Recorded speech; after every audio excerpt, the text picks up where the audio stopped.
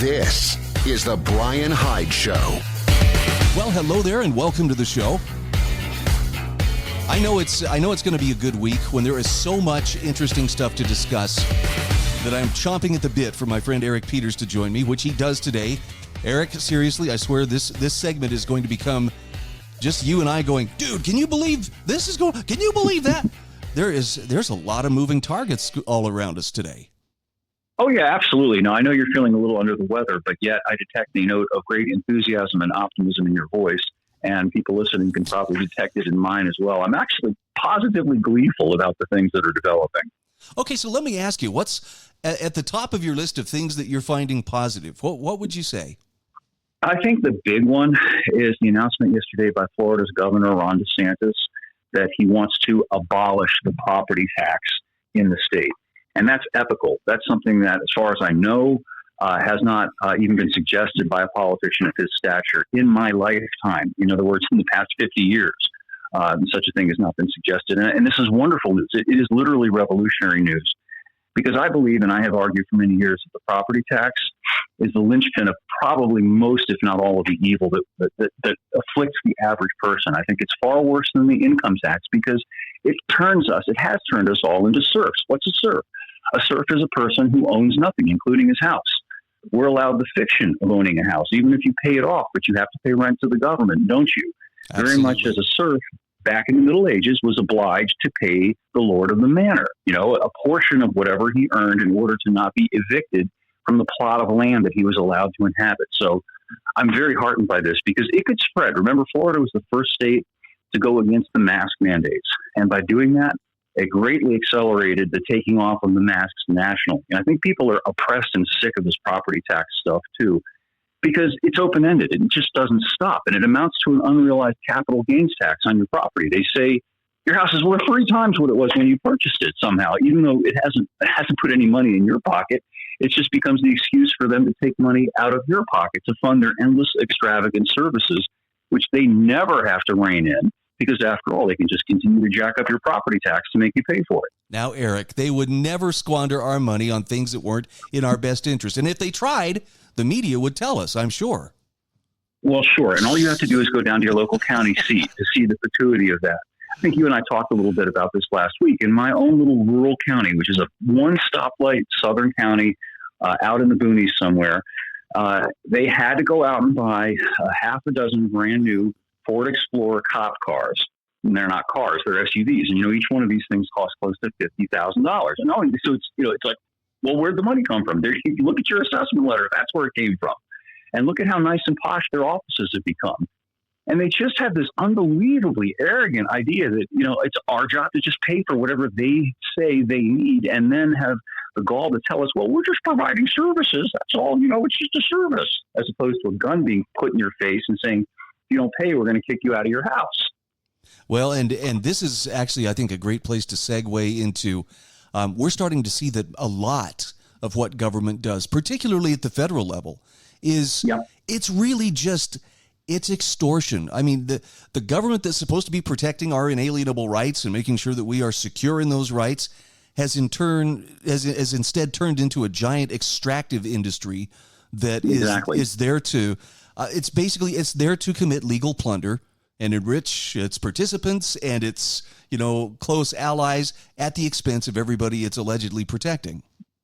Yeah, isn't it ironic that at one time the left would talk about the plutocracy, by which they meant big corporations that were fleecing everybody and impoverishing everybody? And as is so often the case with the left, it's exactly right, except in the inverse meaning of the thing, and that the government is the greatest plutocratic entity that has ever existed.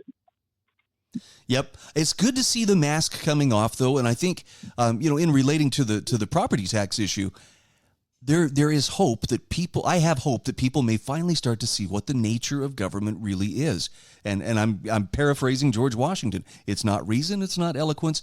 It's force. It's a guy with a gun telling you do this or we will hurt you. Oh yeah, sure. Yeah. We're seeing that it is the archetype of the plutocratic entity that the left used to try to characterize businesses as being, and whatever you want to say about plutocratic oligarchs like John D. Rockefeller and Henry Ford, people weren't forced to pay them. They had products that they put there on the market, and you could buy them or not. So there's something really interesting about that dichotomy, in that the government doesn't say, oh, here's a service that we offer, and if you'd like the service, here's what it will cost you.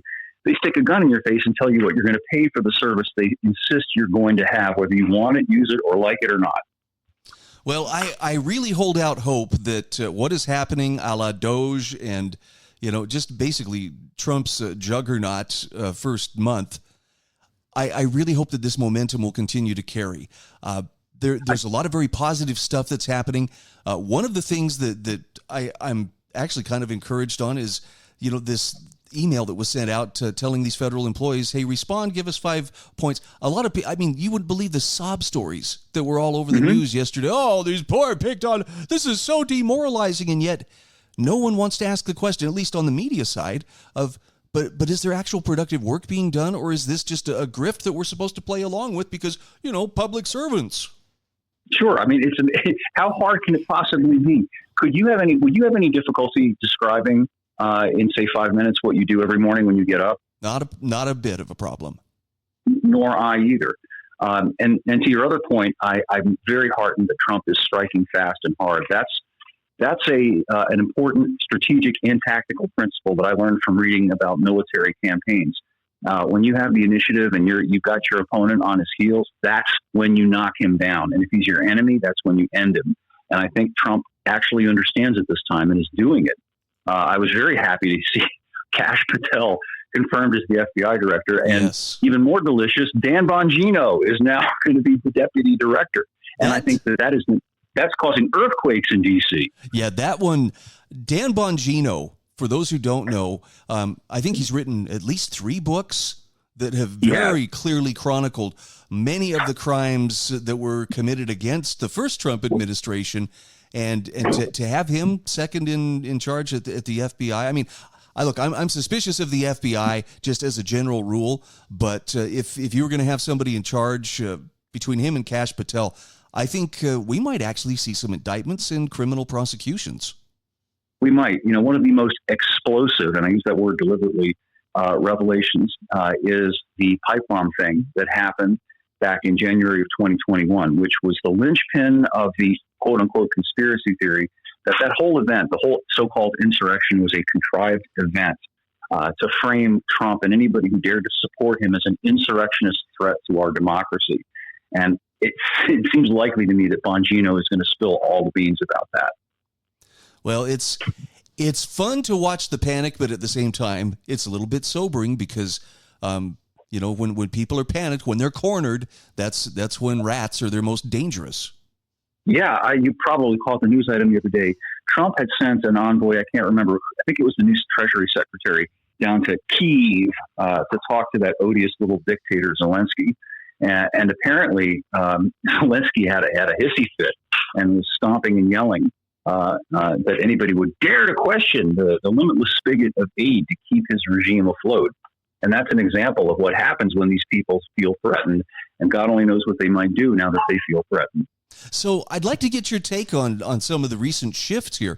We are playing by a much different rule book than we were under the Biden administration in terms of Trump actually appears to be working within the confines of reality rather than this fantasy that, well, if we all just clap our hands and believe, Tinkerbell, a.k.a., Zelensky, can prevail over Russia. It looks like Trump is actually very serious about bringing this to a close. But, of course, here come the predicted cries of, well, he's just saying what Putin would say. Well, and he's just dismissive of it, which is great. I think he understands the nature of what we're up against. It's not a question of differences over policy and well-meant, banter back and forth about how best to achieve a good result. He's dealing with malicious people, and I think that he understands you don't negotiate with people like that. You just sidestep them and do it, and you call them out.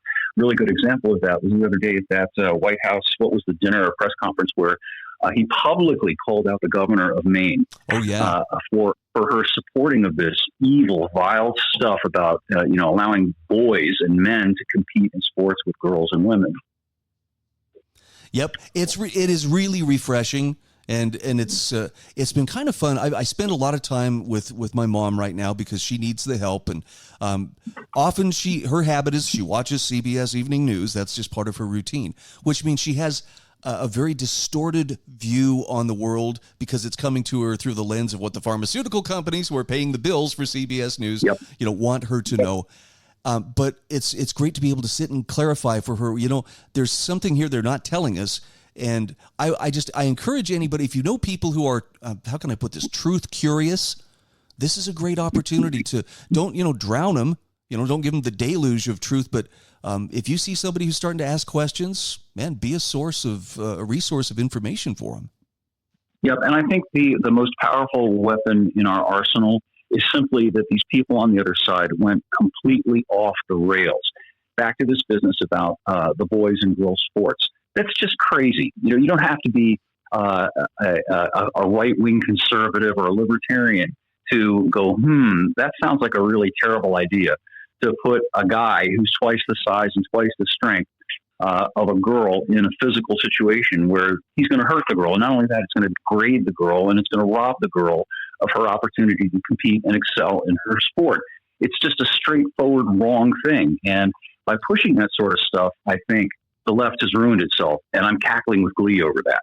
Well, and that insistence that everyone must participate in the lie and we must all chant in unison. I think back to that 60 Minutes story a week ago on Sunday, where they were talking with the German people, the German leaders, about cracking down on free speech. And I think you said it last week. We dodged a bullet.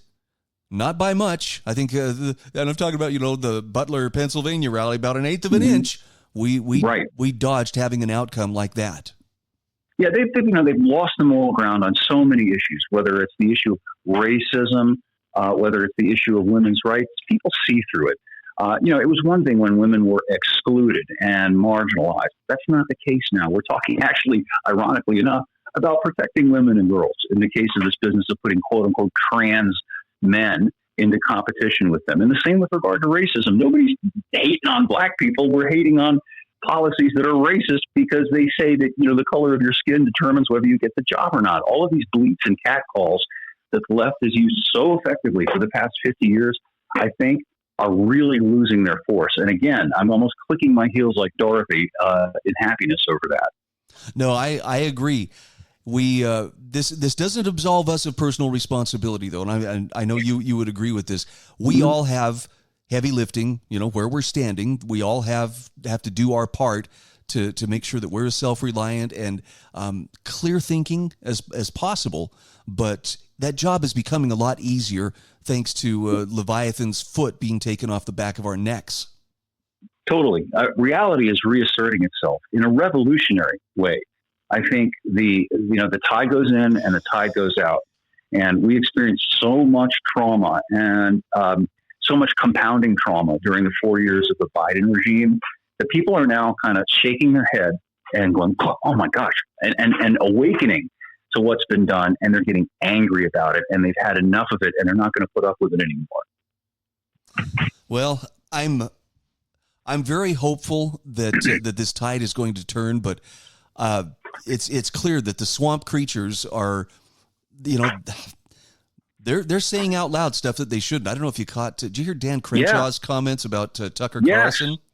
Eye Patch McCain wants to kill Tucker, and he said it right there in front of cameras, in front of a microphone. If I see that guy, I'll kill him. And of course, we all understand that if that had happened 6 months ago, when Biden was still the president, at least in figurehead sense, there would have been a SWAT team raid on the right wing racist white nationalist who said it, right? Yeah, it's a really interesting time, and I say this halfway tongue in cheek, and I hope if we all live through it that we have some great memoirs to write someday. But none of this is written in stone yet, and so not the striking thing that I would like to see. And I wrote about this recently, and I just pray practically every moment that this is going to happen. That one of the major car companies, maybe Toyota, or maybe Nissan, whoever, will say, "You know what? We're going to start selling the kinds of cars that people want again, and we are no longer going to cow and bow and scrape before the federal regulatory apparatus." Toyota, for example, could insolently declare that it is going to begin taking orders for that $13,000 Hilux pickup that you can buy everywhere except this country, and dare the federal government to do anything about it. And I think they would find that Trump is their ally. I mean, that's not a winning position to say, no, we can't allow the American people to have $13,000 pickup trucks. He's politically pretty astute. And I think that if one of the major car companies did something audacious like that, it would be like pulling the finger out of the dike, and the waters would flow and the whole thing could change overnight. And I just keep hoping that's going to happen. By the way, I caught your article in defense of the Pontiac Aztec, and I was hoping maybe we could take a couple of minutes and talk a little bit about that. It was the picture of Walter White pulled me in, but it was a great write-up about a often maligned and perhaps underappreciated vehicle. Well, it's really closely related to what I was just talking about. You know, back when that came out, which was in 2001, and it ran through 2005, everybody laughed at it. It became the modern era's Edsel, the butt of all kinds of jokes, based on how it looked. Because at that time, we took for granted such things as a standard V6 engine. Can you imagine that in a family conveyance? Because that's basically what the Aztec was. It was a small crossover / minivan kind of a vehicle. And at that time, vehicles like that always came with a V6. The only vehicles that came with 4-cylinder engines were little economy cars. Today, fast forward, you spend close to $60,000 for a luxury car like a BMW 5 Series or a Mercedes E, and what do you get? A 2-liter 4-cylinder engine. And it's because of everything that's happened in terms of the regulatory apparatus since then. So my point is that this vehicle, by today's standards, a V6 engine is almost like a V12 engine was 20 years ago, in that it's almost exotic. And you have to be basically rich in order to be able to afford a car with a V6 engine. It's unreal. And I'm already feeling a little pang of, sorrow for the coming day when we say, oh yes, the V8s, the last of the V8s. I mean, we're not quite to Mad Max territory, but sure seems like we're getting close. Oh, it's already happened. The V8 is already exotic. What kinds of vehicles are still available that have V8s? There's a handful of high-performance cars like the Mustang GT and the Corvette, and there are a handful of trucks, but not one of them is less than $50,000. Right.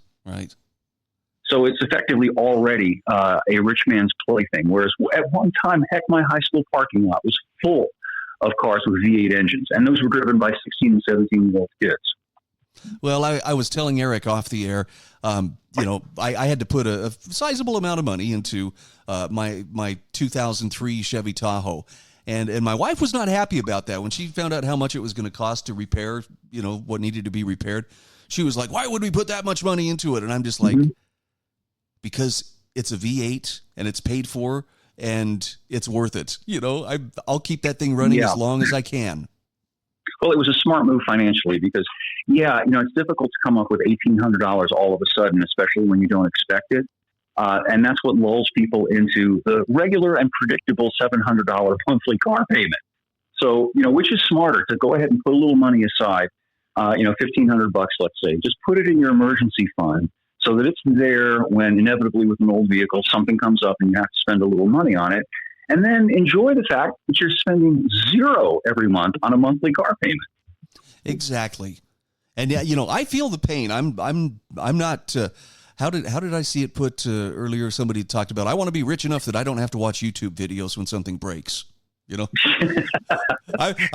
not that well off, but I don't want to think twice before I buy a package of jerky. But you're very wise to talk about having that rainy day fund, because if you're driving something, the rainy day is going to come. Just plan on it.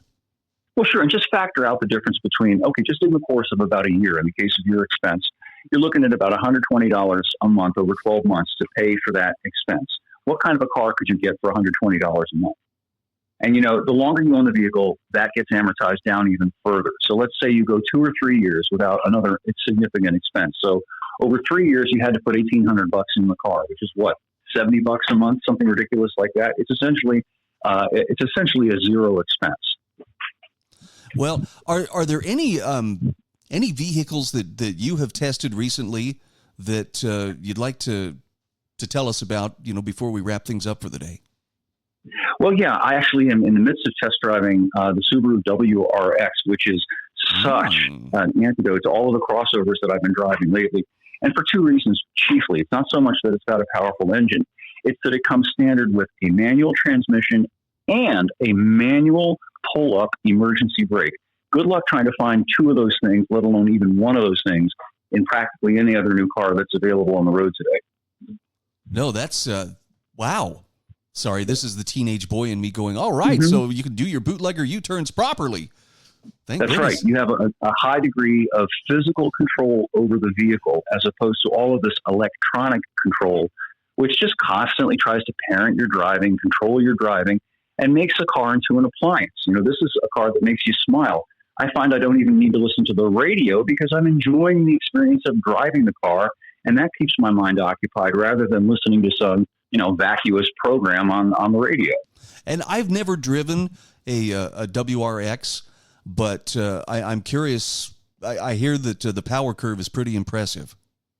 Well, it's not so much the power curve, it's the handling curve. WRX stands for World Rally Cup Experimental. And that's a particular series of racing that occurs off the paved roads. They go on these, I'm sure seen the videos, these crazy guys who are on these dirt back roads, and they're literally flying through the air, and they're rooster tailing through the dirt and going sideways and all of that. That's what this car is set up for. It's got a very aggressive all-wheel drive system that's torque vectoring, meaning it can send power to individual wheels, not just front and back.